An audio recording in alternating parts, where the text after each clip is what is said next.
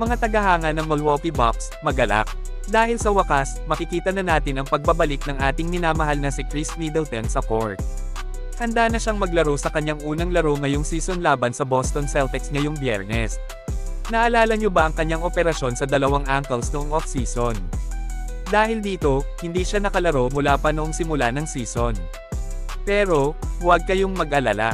Sa kabila ng pagiging cleared ng mga doktor noong November, mas pinili ni Khris na mag-ingat at siguraduhin na handa na talaga ang kanyang katawan.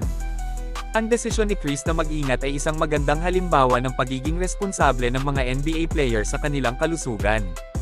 Alam nila na ang pagmamadali sa pagbabalik ay maaaring magdulot ng mas malalang pinsala sa hinaharap.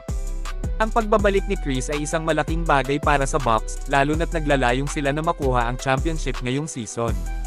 Siya ang ating secret weapon sa offense, at ang kanyang presensya sa court ay magbibigay ng dagdag na lakas at karanasan sa ating batang team. Alam nyo ba na si Khris ay isang mahusay na scorer, pareho sa perimeter at sa loob ng paint? Talagang mapapahusay niya ang ating offense.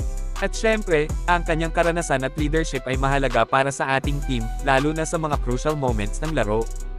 Ang pagbabalik ni Khris ay isang paalala rin sa atin kung gaano kahirap ang laro ng basketball. Madalas na nagkakaroon ng injury ang mga players, at kailangan nilang mag-isip ng mabuti kung kailan sila babalik sa laro. Ang desisyon ni Khris na unahin ang kanyang kalusugan ay isang patunay ng kanyang pagiging propesyonal at pagmamahal sa laro. Kaya, mga tagahanga ng Bucks, mag-abang na tayo sa pagbabalik ni Khris Middleton. Siguradong magiging mas exciting ang season natin ngayon. Sana, makatulong siya sa ating team na makuha ang championship. Go Bucks!